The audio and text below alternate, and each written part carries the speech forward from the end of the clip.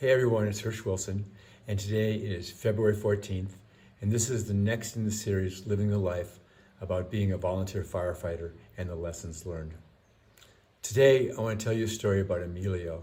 Now, that's not his real name, but Emilio was a patient that we call a frequent flyer. He was in his 80s, he lived alone. We responded to Emilio's house almost every day for a couple of months.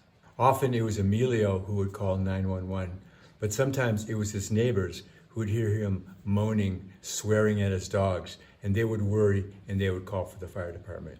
We'd respond up this dirt road to Emilio's home, and some of us would put Vicks VapoRub under our nose because walking into Emilio's house was an assault on the senses. He lived in a big house that probably was formerly a family house, but now he lived only in the front room.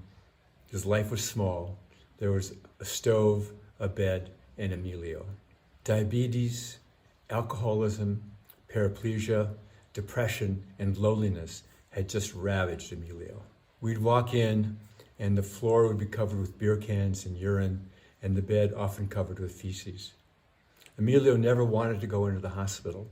He just needed help getting up and getting back into bed. We'd clean up as best we could and then lift Emilio, who weighed at that time all of 90 pounds, back into his bed. He was usually drunk and angry at everyone, his neighbors, himself, at us, and his God. And who wouldn't be, in Emilio's situation, a little angry with your God? I was relatively new on the department, so I was getting a first-hand lesson in how a good fire department treats someone like Emilio, and also a lesson in kindness. First, the officers on the department became Emilio's advocate. Being an advocate is saying to yourself, what if this was my father, my sister, my brother? How would I want them to be treated? So they waded through the bureaucracy of the government and all the paperwork and ultimately found a place to take Emilio.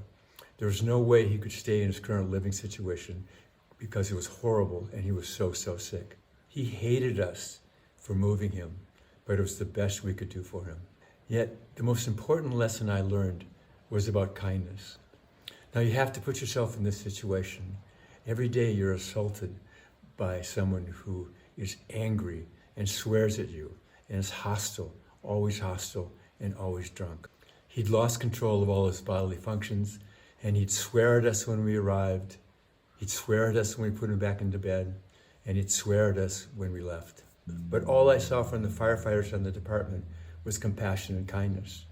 They'd clean him up, they'd clean the room, clean his bed, lift him back into bed, talk calmly to him, and they never got upset. What I learned was, it's easy to be kind when kindness is reciprocated, when you open the door for somebody and they thank you.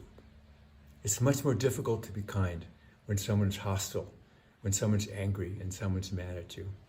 That's what I call radical kindness. It's the ability to be kind under difficult circumstances. It's the ability to be kind as just who you are. The fire department teaches this. On the fire department, you're exposed to suffering. And once you're exposed to suffering, you discover compassion. And once you're compassionate, it's natural to be kind in almost every circumstance. Of course, you don't have to be a first responder to learn compassion, to learn kindness. All you have to do is look around and not close your eyes to the suffering around us.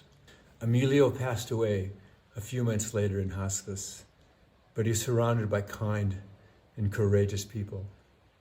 So be brave, be radically kind, and fight fires.